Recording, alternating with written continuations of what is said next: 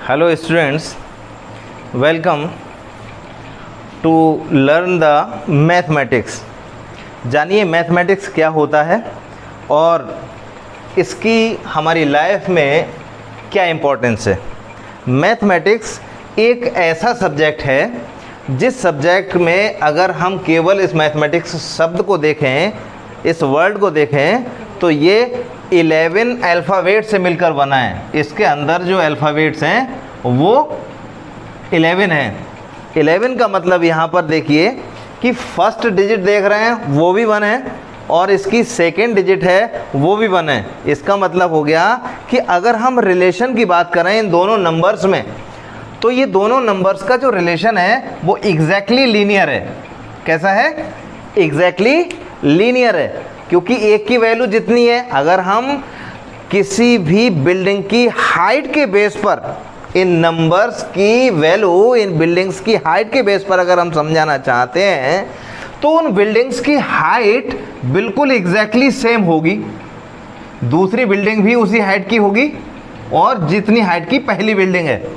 इसका मतलब यहाँ पर साफ है कि ये वो मैथमेटिक्स सब्जेक्ट है जो स्टार्टिंग से इन दोनों लेवल्स के बीच का जो डिफरेंस है, वो डिफरेंस अगर हम देखें 1 - 1 अगर करें तो वो 0 आता है। ये एक 0 ऐसी डिजिट है, इंग्लिश में इसे 0 कह रहे हैं, हिंदी में इसे शून्य कहते हैं, जो इस सब्जेक्ट को, इसके ऑर्डर को रिप्रेजेंट करता है। ऑर्डर समझते हैं ना? ऑर्डर का मतलब ये है कि जैसे सब्जेक्ट होता है एक साइंस। क्या सब्जेक्ट होता है? साइंस। और साइंस जो सब्जेक्ट है उस सब्जेक्ट को मेन 4 अलग अलग पार्ट में ब्रेक किया गया है। साइंस को 4 अलग अलग मेन पार्ट में ब्रेक किया गया है। सबसे पहला इसका जो पार्ट निकलता है नंबर 1 पे, वही मैथमेटिक्स होता है, मैथमेटिक्स। और इसके बाद दूसरी जो ब्रांच निकलती है नंबर 2 पे, उसे कहते हैं फिजिक्स। और तीसरे नंबर पे जो आता है उसे कहते हैं केमिस्ट्री। और इसके बाद चौथे नंबर पर जो आता है उसे कहते हैं life science, means biology, biology. ठीक है? अब इनके ऑर्डर की बात कर रहा हूं मैं। ऑर्डर का मतलब है सीक्वेंस नहीं बदलेगा। यहां हमने निकाला ऑर्डर है 0। 0 का मतलब है कि अगर हम नंबर सिस्टम की बात कर रहे होते हैं, नंबर पढ़ रहे होते हैं, तो 0 से स्टार्ट करते हैं। 0, 1, 2 and 3 and dot dot so on. These are the numbers, these are the numbers. तो पहला ऑर्डर किसे मिलता है? मैथमेटिक्स को। तो मैथमेटिक्स एक्चुअल में क्या है? 0 order science is known as mathematics. What is mathematics? 0 order science is known as mathematics. 0 order science का मतलब ये है कि जैसे सपोज करो कि हमने कोई x, ये क्या है? ये देखने में आपको ऐसा फील हो रहा है कि ये एक क्वांटिटी है कोई, ठीक? A, B, C अल्फ़ाबेट्स कोई से लिख देते हैं, ये भी एक क्वांटिटी है। कोई भी नंबर लिख दिया, सपोज करो 5 या 10 या कुछ भी, इनकी किसी की भी पावर आप लगा दीजिए 0, ये सारी वैल्यू क्या देते हैं? 1। किसी की भी पावर, चाहे वो नंबर हो या फिर कोई भी अल्फ़ाबेट हो, कोई भी टर्म हो, जिसकी पावर अगर हम 0 लगा दें तो उसकी वैल्यू होती है 1। इसका मतलब है कि 0 ऑर्डर तो है पर इसकी वैल्यू क्या है? 1। तो इसीलिए फर्स्ट पोजीशन पर हमको सीखना होता है मैथमेटिक्स। जो भी स्टूडेंट साइंस में अच्छा कुछ करना चाहता है तो उसके लिए सबसे पहले मैथमेटिक्स को अच्छा बनाना होगा। जो स्टूडेंट मैथमेटिक्स में अच्छा होगा वो हर सब्जेक्ट को अच्छा कमांड कर सकता है, बाकी सारे सब्जेक्ट्स में भी अच्छे मार्क्स ला सकता है। तो सबसे पहले आपको अपनी लाइफ में कौन सा सब्जेक्ट प्रेफरेंस के रूप में लेना होगा, वो है मैथमेटिक्स। क्या है? मैथमेटिक्स। और ये जो हमने ऑर्डर एक्सप्लेन करने के लिए बात की है वो लीनियर रिलेशन शो कर रहा है। इसका मतलब ये है कि आज हम जितना पढ़ रहे हैं कल भी हम उतना ही पढ़ेंगे, परसों भी हम पढ़ेंगे। मीन्स इसके लिए चाहिए होती है रेगुलर प्रैक्टिस। क्या चाहिए होती है? Regular practice. ठीक है? तो मैथमेटिक्स जो होता है एक्चुअल में यहाँ एक सेंटेंस कहा जाता है, प्रैक्टिस मेक्स मैन परफेक्ट। क्या कहा जाता है? Practice makes man perfect. इसका साफ साफ मतलब है कि जो भी प्रैक्टिस की जा रही है, मैथमेटिक्स में जो प्रॉब्लम्स को सॉल्व करने के लिए प्रैक्टिस करते हैं, वही परफेक्शन लाएगा आप में। मैथमेटिक्स एक ऐसा सब्जेक्ट है जिसमें आपको 100% मार्क्स मिल सकते हैं और आप 100% मार्क्स ला सकते हैं। कोई भी ऐसी कंडीशन नहीं बनेगी जिसमें कि आपको एक भी मार्क्स कहीं से भी कम हो जाए। बस करना क्या है? करना सिर्फ इतना है कि जो हम आज पढ़ रहे हैं उससे कम कल ना पढ़ें। मीन्स अपनी बिल्डिंग की हाइट को छोटा ना होने दें। जितना हमने आज पढ़ा है उतना ही हम कल पढ़ेंगे। तो बच्चों के मन में एक डाउट आता है कि ये आखिर मैथमेटिक्स एक्चुअल में होता क्या है। तो मैथमेटिक्स की डेफिनेशन शॉर्ट तरीके से आपको याद रखनी है कि mathematics is the study of numbers, quantities and shapes. हम नंबर्स की, क्वांटिटीज़ की और शेप्स की स्टडी साइंस की जिस ब्रांच में करते हैं, उस ब्रांच को ही हम मैथमेटिक्स कहते हैं। क्या कहते हैं? मैथमेटिक्स कहते हैं। तो समझ में आ रहा है कि मैथमेटिक्स एक्चुअल में क्या है। शॉर्ट में डेफिनेशन आपको जाननी है कि mathematics is the study of numbers, quantities and shapes. ठीक है।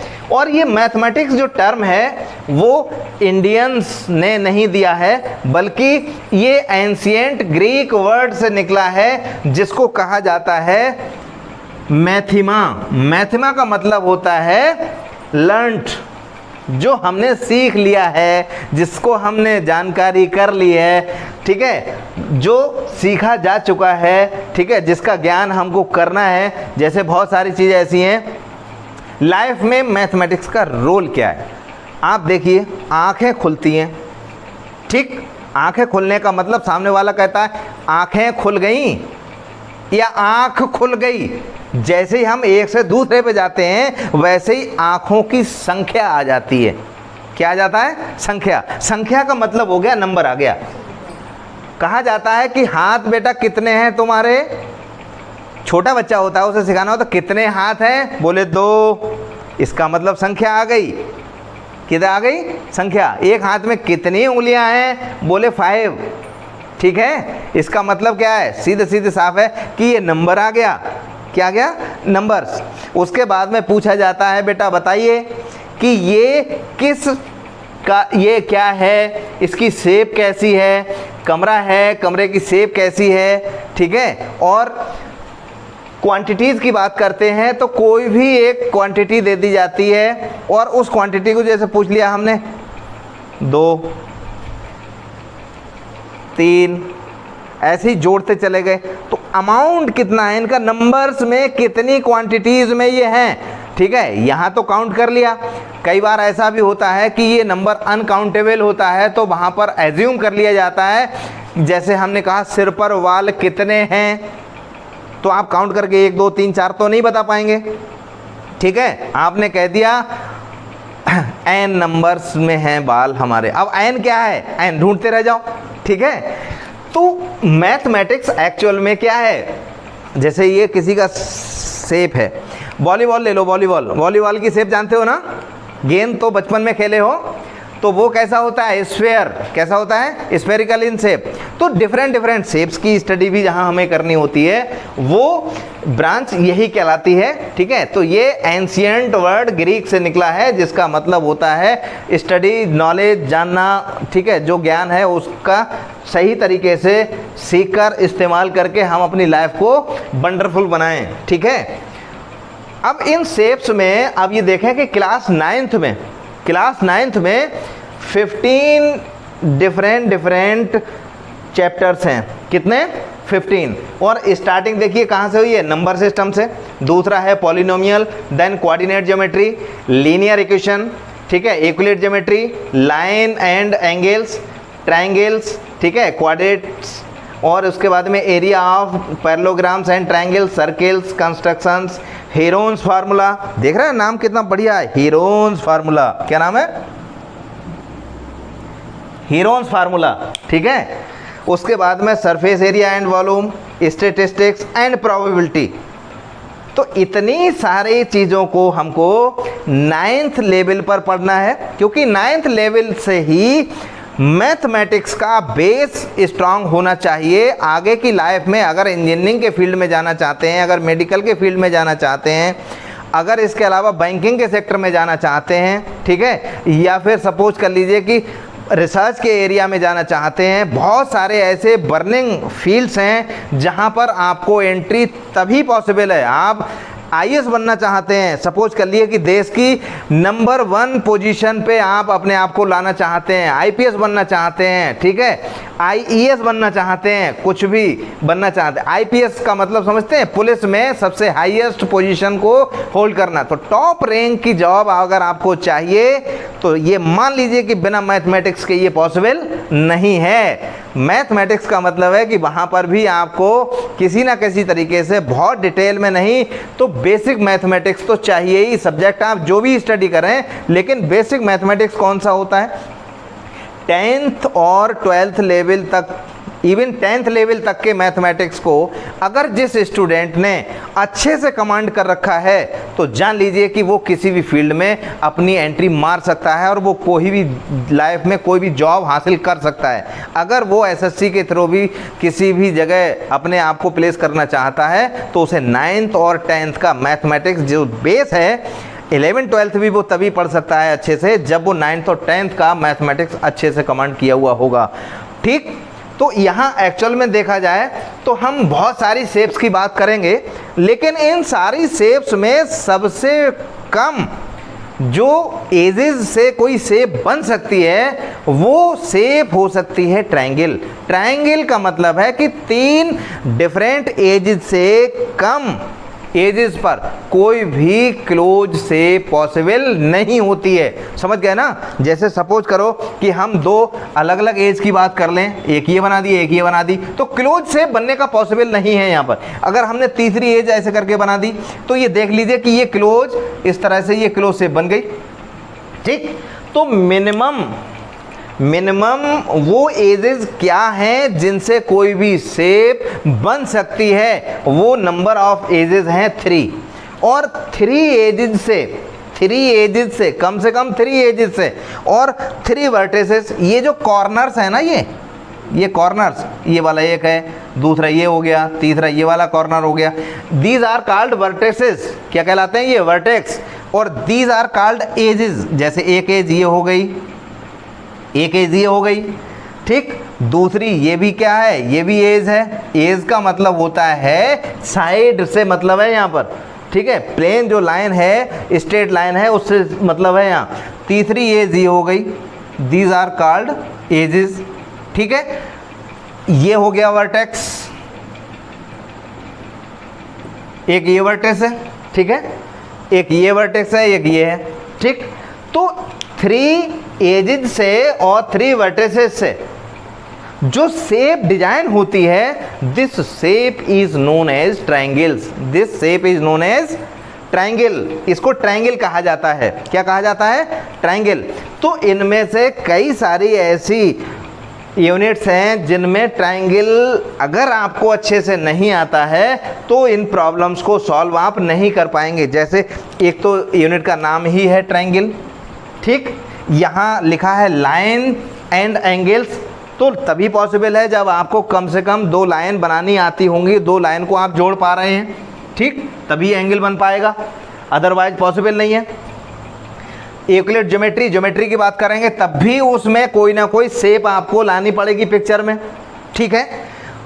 लीनियर इक्वेशन है, ये पार्ट जो है वो एल्जेब्रिक पॉइंट से अगर हम बात करें तो चला जाता है। पॉलिनोमियल्स भी उसी इक्वेशंस में चला जाता है, नंबर सिस्टम उसमें अलग चले जाते हैं। उसके बाद क्वाड्रिलेटरल की बात करें तो यहाँ भी वही शेप सी आ गई, ठीक है। एरिया की बात करेंगे तब भी यहाँ पर एरिया में ट्रायंगल या पैरेललोग्राम्स है। सर्किल की बात करेंगे तो ये शेप डिफरेंट हो जाती है, इसमें स्ट्रेट लाइंस नहीं होती, इसमें स्ट्रेट लाइंस नहीं होती। कंस्ट्रक्शन में आएंगे तब भी वहाँ पर हमको डिफरेंट, ठीक है, फार्मूले जानने होंगे। हीरोन्स फार्मूला भी, ये जो यूनिट है ये अपने आप में एक ऐसी यूनिक यूनिट है जिसमें सब सारी जितनी भी यूनिट्स हम ट्रायंगल्स और इन सब की पढ़ेंगे उन्हें बिल्कुल डिफरेंट है, ठीक है। ये वाली अगर यूनिट किसी बच्चे को अच्छे से आ गई तो वो मैथमेटिक्स में जीरो से लेकर हीरो तक हर एक प्रॉब्लम को ट्रिग्नोमेट्री के या फिर ज्योमेट्री के या कहीं पर भी एरिया की बात जहां कहीं भी आएगी वो 100% क्वेश्चन को सॉल्व करने की कैपेसिटी रखेगा और वो सॉल्व कर सकता है, ठीक है, जिसे ये आता है। उसके बाद सरफेस एरिया, वॉल्यूम और ये सारी चीज़ें हैं, ये अपने अपने आप में अलग हैं।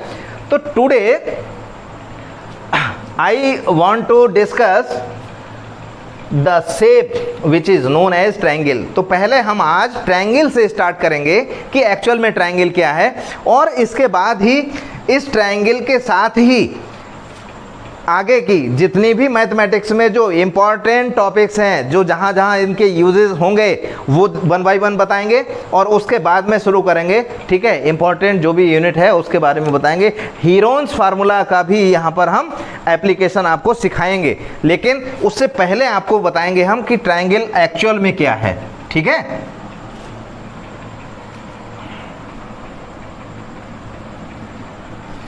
ट्रायंगल की बात कर रहे थे ना, ट्रायंगल की जब आप बात कर रहे हैं तो ट्रायंगल पर फोकस करिए। लिखा है ट्रायंगल, ट्रायंगल,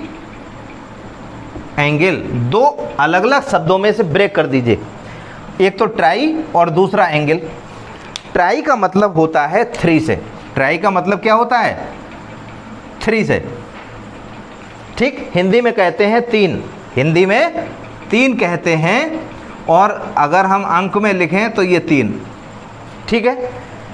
ये एंगल जो होते हैं, इन एंगल को कहते हैं इंक्लिनेशन, और 2 लाइनों के बीच एक झुकाव होता है। 2 लाइनों के बीच में, जैसे सपोज करो प्लेन में 2 लाइनें हैं, वो 2 लाइन आपस में जिस पॉइंट पर मिलेंगी और मिलने के बाद ये जो इंक्लिनेशन होगा, ये झुकाव जो होगा, इस झुकाव को ही हम यहाँ प्लेन एंगल कहते हैं। ये एंगल होता है प्लेन एंगल। कौन सा?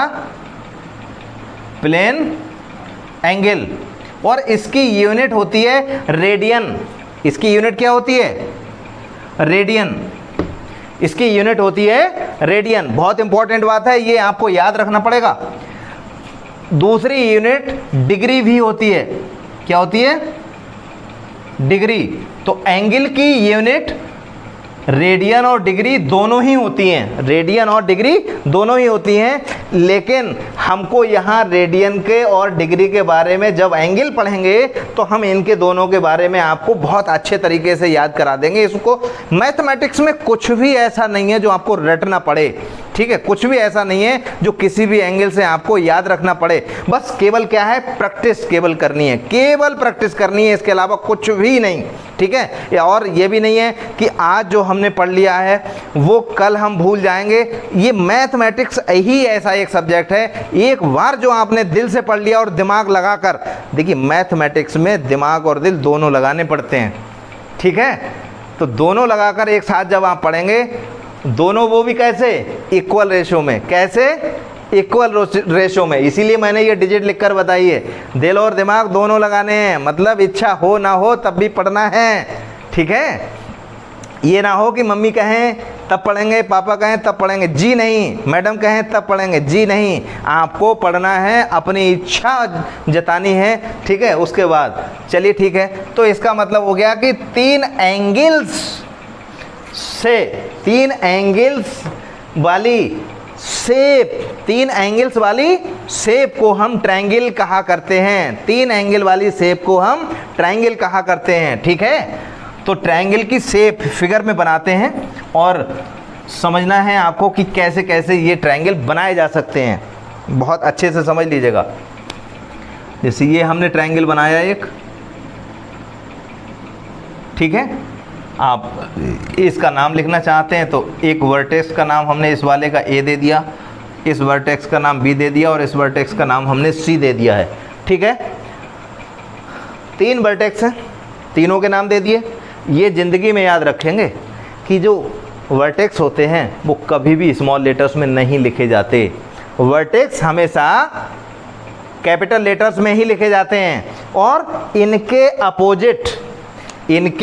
अपोजिट जो साइड होती है उसको हमेशा small letters, length of side जो होती है वो हमेशा स्मॉल लेटर से रिप्रेजेंट करते हैं। अगर बाई चांस नंबर में दे रखी है बहुत अच्छी बात है, अगर वो नंबर में नहीं दे रखी है, वर्टेक्स का नाम अगर दे रखा है और हमें साइड कोई पूछ ले तो अगर टिक करने को ऑप्शन दे दिए जाएं तो ये एक सस्पेंस वाली बात नहीं, ये आपको बहुत अच्छे से पता होना चाहिए कि इस बी के अपोजिट, जो वर्टेक्स के अपोजिट जो साइड है उसकी लेंथ क्या होगी, उसकी लेंथ होगी स्मॉल वी। क्या होगी? स्मॉल बी से उसे रिप्रेजेंट करते हैं। और इस सी वर्टेक्स के अपोजिट जो साइड है उसे स्मॉल सी से रिप्रेजेंट करेंगे। अब आई बात ये कि वर्टेक्स तो ये हो गए, एज हमने लिख दी, एज एक हो गई ए, एक हो गई बी, एक हो गई सी।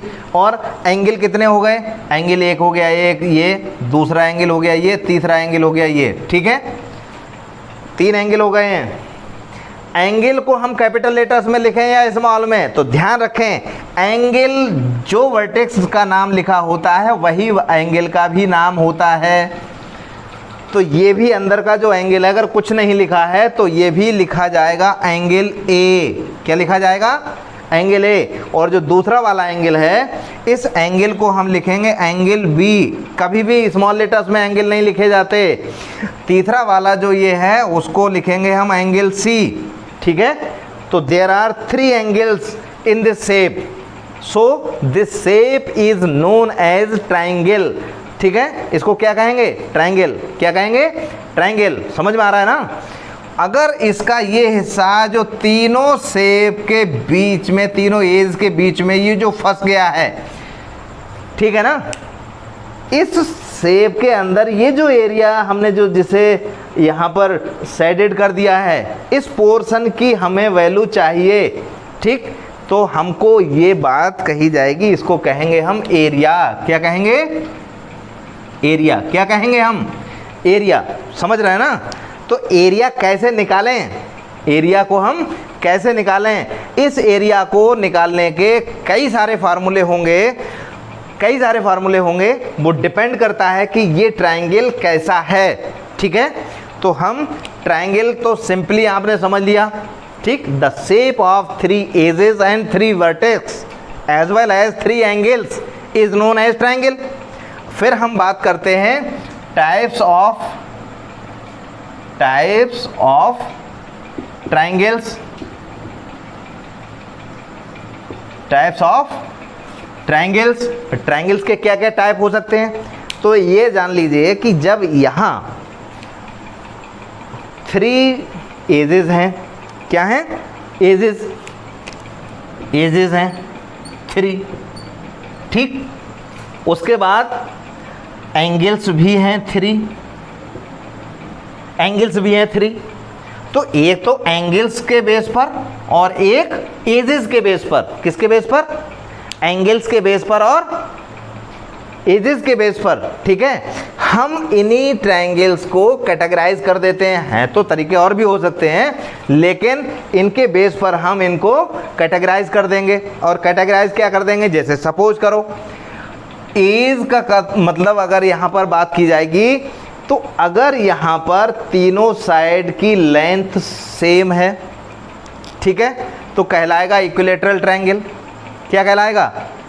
Equilateral triangle. तो इसी तरह से शेप के बेस पर डिफरेंट आएंगे। जब हम ट्रायंगल वाली यूनिट पढ़ाएंगे तो उस समय इन ट्रायंगल्स के बारे में डिटेल में समझा देंगे। बट है क्या कि एक्चुअल में स्टूडेंट्स की एक डिमांड है स्पेशली कि पहले हमको हीरोन्स फार्मूला के बारे में थोड़ा सा आइडिया दे दिया जाए, एरिया हमको निकालना सिखा दिया जाए, ठीक है। तो आज हम क्या कर रहे हैं? आज हम हीरोन्स फार्मूला को ही इंट्रोड्यूस करना चाहते हैं और एक एग्जाम्पल से समझाएंगे हम आपको। वो कैसे? सपोज करो हमने एक राइट एंगल ट्रायंगल लिया है। समझ में नहीं आए तो जो वीडियो आप जहां से देखेंगे उसके कमेंट बॉक्स में कमेंट में लिख दीजिएगा और आपको आंसर 100% मिल जाएगा। ठीक है, तो ये वीडियो आप तक पहुंच रहा है सिर्फ इसलिए कि आपकी प्रॉब्लम को सॉल्व करेगा ये, और आप फ्री हैं कभी भी किसी भी टाइम, कोई भी टॉपिक जो आपको समझ में नहीं आ रहा हो, ठीक है, उसको ईजिली कैसे हम हल करें, उसके शॉर्ट ट्रिक्स क्या हो सकते हैं, उनको अगर आपको जानना है तो 100% अपनी प्रॉब्लम को अपने तक ना रखकर आपको कमेंट बॉक्स में लिख देना है। केवल देखिए, क्वेश्चंस आपके, प्रॉब्लम्स आपकी और सॉल्यूशन हमारे, ठीक है, वो आप तक पहुंचेंगे। ठीक है, क्योंकि हम चाहते हैं कि हमारे देश के जो भी बच्चे हैं वो किसी भी एंगल से उनको कोई भी प्रॉब्लम ना हो। ठीक है, सिस्टम में कुछ भी प्रॉब्लम्स आ जाएं लेकिन उन बच्चों को किसी भी तरह की कोई प्रॉब्लम्स ना आए। बहुत सारे ऐसे पेरेंट्स होते हैं जो अपने बच्चों को पढ़ाना चाहते हैं लेकिन उनके पास रिसोर्सेज नहीं मिल पाते। ठीक है, और उनकी फीलिंग्स को जानिए और समझिए। हमने कहा ना कि प्रॉब्लम आपकी, सॉल्यूशन हमारा। ठीक है, और वो प्रॉब्लम आप हमारी तरफ फेंक दीजिए, इसका मतलब रिवर्स होना चाहिए, प्रॉब्लम हमारी और सॉल्यूशन आपका। ठीक है, ओके। तो हम यहाँ बात कर रहे हैं एक ट्रायंगल की। सपोज करो कि इसका नाम हमने ABC लिख रखा है। क्या लिख रखा है? ABC। और ये ट्रायंगल है कैसा? ट्रायंगल है एंगल के बेस पर, जान लीजिए ये 90 डिग्री का अगर एंगल है, किसी भी ट्रायंगल में अगर एक एंगल 90 डिग्री का है तो उसको कहा जाता है राइट एंगल ट्रायंगल। क्या कहा जाता है? Right angle triangle. और राइट एंगल ट्रायंगल में अगर उनकी साइड्स दे रखी हैं, सपोज कर लो कि ये 4 मीटर है, ये 3 मीटर है और ये 5 मीटर है। ठीक है, तो उस कंडीशन में हमें इसका एरिया चाहिए। तो एरिया, राइट एंगल का एरिया, किसका? राइट एंगल का जो एरिया होता है वो एरिया बहुत सिंपल से फार्मूले से लिखा जा सकता है, 1/2 परपेंडिकुलर इंटू बेस। क्या लिखा जाता है? Perpendicular into base. ठीक है, या बेस इंटू परपेंडिकुलर, इन दोनों का प्रोडक्ट रहता है। ये परपेंडिकुलर है और ये बेस है। अब इसमें कैसे पहचानेंगे कि कौन सा परपेंडिकुलर है कौन सा बेस है? आप नहीं पहचान सकते ऐसे, केवल इतना जान सकते हैं 90 डिग्री के सामने की जो साइड है वो हाइपोटेन्यूज होती है। और इसके अलावा जो 2 एंगल बचे हैं इनमें से किसी एक एंगल को आपको और सिलेक्ट करना होगा। जो भी एंगल आप सिलेक्ट करेंगे उस एंगल के अपोजिट की साइड परपेंडिकुलर कहलाएगी और इसे रेफरेंस एंगल भी कहते हैं। ठीक है, और उसके अलावा जो तीसरी साइड बचेगी वो बेस कहलाएगी। तो यहाँ पर इस जगह पर अगर हम बात करें तो बेस की वैल्यू क्या है? एंगल ए के लिए बेस की वैल्यू क्या है? 4 मीटर। परपेंडिकुलर की वैल्यू क्या है? 3 मीटर। ठीक है, अब हमें इसी ट्रायंगल का एरिया चाहिए, तो ये आ गया 1/2 इंटू 3 इंटू 4। ठीक, 2 से ये 4 कैंसिल कर देंगे, 2 2 जा 4 होता है। ठीक, तो यहाँ आ गया 3 2 जा 6, 3 2 जा 6 मीटर स्क्वायर, क्योंकि एरिया की यूनिट जो होती है वो मीटर स्क्वायर होती है, इसलिए इसका एरिया आ गया, area equal to 6 metre square. अब ये तो चूंकि राइट एंगल ट्रायंगल था तो हमने ये फार्मूला यूज कर लिया। ठीक, अब इसी फार्मूले को अगर हमसे ये कहा जाए कि हम किसी डिफरेंट टाइप में, जैसे ये साइड्स हैं इस प्रॉपर रेशो में ना हो और ये एंगल 90 डिग्री का ना हो, तो उस टाइम पर हम किस तरीके से एरिया कैलकुलेट करेंगे? तो वहाँ थोड़ा सा सोचने वाली बात आएगी कि हमको एरिया जब कैलकुलेट करने का आएगा तो कैसे निकालें। वहाँ कोई भी शेप हो सकती है एरिया की, ट्रायंगल में कोई भी, सपोज कर लो कि ये ए है साइड और ये बी है और ये सी है। ठीक है, ABC है साइड्स, नंबर भी नहीं लिखे हैं हमने और हम इन्हीं के बेस में पूछना चाहें तो भी हम पूछ सकते हैं। ठीक है, साइड तो दे रखी है। अब हम कहें कि बेटा वर्टेक्स बता दो, तो वर्टेक्स का मतलब ए के साइड की ये ए हो गया, यहाँ ये बी हो गया और ये सी हो गया। ठीक है, एंगल में भी ये बी हो गया, ये एंगल ए हो गया, ये एंगल सी हो गया, ठीक है। और हमको चाहिए ये एरिया चाहिए, सही है ना। तो इस एरिया को निकालने के लिए ये फार्मूला यूज नहीं कर सकते क्योंकि यहाँ पर 90 डिग्री का नहीं लगा है। तो हम पहले क्या करेंगे, इसका एक दूसरा फार्मूला जो जनरल फार्मूला जो हर एक ट्रायंगल पर लागू हो सकता है, इस पर भी वो लागू होगा और बाकी हर शेप पर जो लागू हो सकता है वो होता है general formula for the calculation of area of triangle, ठीक। उसको कहा जाता है हीरोन्स फार्मूला। क्या कहा जाता है? Heron's formula. तो हीरोन्स फार्मूला के लिए हमें कुछ बेसिक रिक्वायरमेंट रहती है और वो बेसिक रिक्वायरमेंट क्या रहती है? पैरामीटर। क्या रहता है? पैरामीटर। तो पैरामीटर का मतलब होता है तीनों साइड का सम, फिर उसका निकालें हम हाफ, वो कहलाता है सेमी पैरामीटर। क्या निकालना है? Semi parameter S. Semi parameter S का मतलब होता है sum of all 3 sides divided by 2। तो ये हो जाता है a plus B plus C divided by 2। ये निकाल लिया हमने, ये क्या निकाल लिया? सेमी पैरामीटर, ठीक है। फिर उसके बाद में हमें चाहिए एरिया ऑफ ट्रायंगल। तो एरिया ऑफ ट्रायंगल का फार्मूला अभी यहाँ बस केवल याद कर लीजिए, मैं अभी बताऊंगा आगे कि कैसे करके ये तैयार रखना है। चूंकि यहाँ पर साइड कितनी है? 3। तो ये एस जो है ना वो हमको 3 टाइम्स तो लिखना ही है, लेकिन एक एस जो है वो सिंगल भी लिखेंगे, ठीक। वरना क्या है कि इसमें से हम घटाते ही चले जाएंगे तो ये बेचारा नाराज हो जाएगा। तो पहली बार तो हमने एस लिख लिया सिंपली, फिर मल्टीप्लाई कर दिया। दूसरी बार में लिखा एस माइनस ए, फिर बी नाराज हो गया, उसे भी मनाना है तो लिख देंगे इनटू एस माइनस बी। फिर क्या लिखेंगे? फिर ये नाराज हो गया, बोले सी रह गया तो एस माइनस सी, ठीक है। क्लियर है ना इतना? ये वाला फार्मूला लगाकर ये formula he area of triangle को एक्सप्लेन करेगा और इसी फार्मूले को हम कहते हैं हीरोन्स फार्मूला। क्या कहते हैं? हीरोन्स फार्मूला, ठीक है। इसके बारे में अभी बताते हैं, लेकिन इसका फार्मूले का यूज करके इसी ट्रायंगल का एरिया हम कैलकुलेट करके बताएं, ठीक। तब हमको ये पता लगेगा कि एक्चुअल में ये फार्मूला ठीक से निकाल पाएगा एरिया या नहीं। तो इसी वाले में फार्मूले में यूज करें। सपोज कर लो यहाँ इस वाले ट्रायंगल में देखकर बताओ ए की वैल्यू क्या है?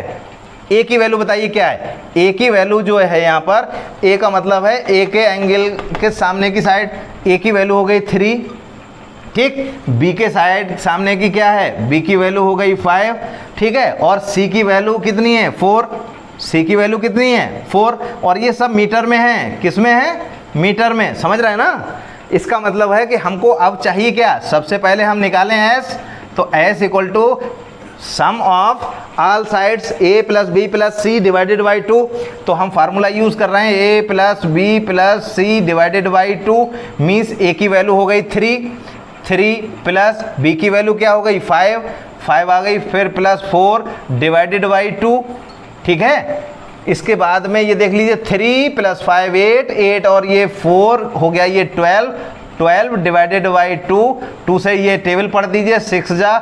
तो ये एस की जो वैल्यू है वो आ गई 6 मीटर। कितनी आ गई ये? 6 मीटर, ठीक है। अब हम ये तो वैल्यू निकाल लिए, ठीक। पहले ही हम एस माइनस ए सॉल्व कर लें। क्या निकाल लें? एस तो आ गया, क्योंकि इस फार्मूले में 4 डिफरेंट वैल्यू चाहिए होती है हमको। एस चाहिए था, एस माइनस ए चाहिए था, एस माइनस बी चाहिए था, एस माइनस सी चाहिए था। तो एस निकाल लिया, हम एस माइनस ए निकालते हैं। कितना आएगा? एस माइनस ए का मतलब एस तो 6 है, एस 6 है। ए की वैल्यू कितनी है? ए की वैल्यू है 3, तो 3 इक्वल टू कितना हुआ ये? 3। फिर क्या निकालेंगे हम? इसके बाद निकालेंगे S minus B. S minus B का मतलब हो गया 6 माइनस 5, ये हो गया 1, ठीक। फिर निकाल लेंगे एस माइनस सी। एस माइनस सी इसका मतलब हो गया कि यहाँ पर आ गया 6 माइनस 4, ये हो गया 2, ठीक। तो ये जो वैल्यूज़ आ गई हैं, एक तो वैल्यू थी 6, एक वैल्यू है 3, एक वैल्यू है 1, एक वैल्यू है 2। इस फार्मूले में हमको यूज़ करना है। तो हमें चाहिए था एरिया। क्या चाहिए था? एरिया। हम इस एरिया को निकालेंगे। एरिया को अगर हम सिंपली कहें तो ये वाला जो ट्रायंगुलर फॉर्म में जो लिख रखा है शेप, ये एरिया को डिफाइन करने के लिए लिखा जाता है। ठीक है, तो एरिया हम लिख रहे हैं इस ट्रायंगल का, ABC का area of triangle ABC equal to, देखिए अंडर रूट ऑफ, फार्मूला लगा देंगे हम, S into S minus A into S minus B into S minus C. अब क्या है कि यही सारी वैल्यू पुट कर देंगे, सारी तो निकाल रखी है हमने, तो 1 बाई 1 सारी वैल्यू पुट कर देंगे। तो 6 लिख दिया पहली जगह पे, दूसरी जगह पे लिख दिया 3, फिर लिख दिया 1, फिर लिख दिया 2। ठीक है, फिर क्या करेंगे, अब बहुत अच्छे से समझ लीजिए, 6 है ना ये लिखा हुआ, तो 6 को हम थोड़ा सा ईजिली लिख ले रहे हैं। ये आ जाएगा 3 इंटू 2 इंटू 3 इंटू 1 इंटू 2। अब क्या है कि 1 से किसी को भी नंबर को मल्टीप्लाई करते हैं, 1 से अगर किसी को मल्टीप्लाई करते हैं, यहाँ लिख देते हैं ऊपर। ठीक है, यहाँ समझ लीजिएगा, ये तो वैल्यू 6 आ गई थी सॉल्व करने पर। इसको ट्रायंगल जो एरिया आ रहा है, तो ये आ गया अंडर रूट के अंदर में 3 2 टाइम्स लिखे हुए हैं। ठीक है, इनको इकट्ठा लिख लें, इंटू 2 टाइम्स लिखे हुए हैं, इंटू 1 रहेगा तो वो 1 से मल्टीप्लाई हो गई, यही नंबर रह जाएगा। अब क्या है कि रूट निकालना होता है तो हम जोड़े बना लेते हैं। जब रूट हमें इसका लेना हो तो रूट के अंदर केवल एक टर्म लिख दें बाहर। ठीक है, तो ये रह गया 3 इंटू 2 इक्वल टू 6। तो आप ये देख लीजिए कि 6 मीटर स्क्वायर इसका एरिया आ गया। क्या भैया, ये देखो 6 मीटर जो एरिया आया है, यहाँ पर भी वही है और यहाँ पर भी वही था। समझ रहे हैं ना? तो किसी भी फार्मूले से आप ट्रायंगल का एरिया कैलकुलेट कर सकते हैं। समझ रहे हैं ना? लेकिन ये फार्मूला लिमिटेड जगहों पर ही लग सकता है, पर ये वो फार्मूला है जो हर एक ट्रायंगल में लग सकता है। तो इसका मतलब हो गया ये और ज़्यादा जनरल है। ठीक है, तो इसीलिए ये ज़्यादा इम्पॉर्टेंट है। क्या है कि इस फार्मूले को कैसे ड्राइव करते हैं, इस फार्मूले को कैसे अप्लाई करके हम बाकी की एक्सरसाइज की प्रॉब्लम्स करते हैं। ठीक है, ये सारी कैलकुलेशंस जो हैं वो हम आपको नेक्स्ट वीडियो में समझाएंगे। ठीक है, तो पहले आपको जानना यही था कि ये सारी चीज़ें कितनी इंपॉर्टेंट हैं और ये फार्मूला क्यों ज़रूरी है, ये आपको जानना था। तो वो हमने यहाँ देखो वेरीफाई करके आपको बता रखा है। ठीक है, और ये वीडियो अगर आपको अच्छा लग रहा हो और आपको पूरा फुल मैथमेटिक्स अच्छे से तैयार करना है, तो इस चैनल को, जिस पर कि ये वीडियो आपको मिले, उसको सब्सक्राइब करिएगा और लाइक कीजिएगा। ठीक है, और अपने प्रॉब्लम्स को कमेंट बॉक्स में लिखकर हमें ज़रूर इन्फॉर्म कीजिएगा, ताकि आपकी प्रॉब्लम्स को हम ईजिली सॉल्व करने की ट्रिक्स दे पाएँ। Okay, best of luck.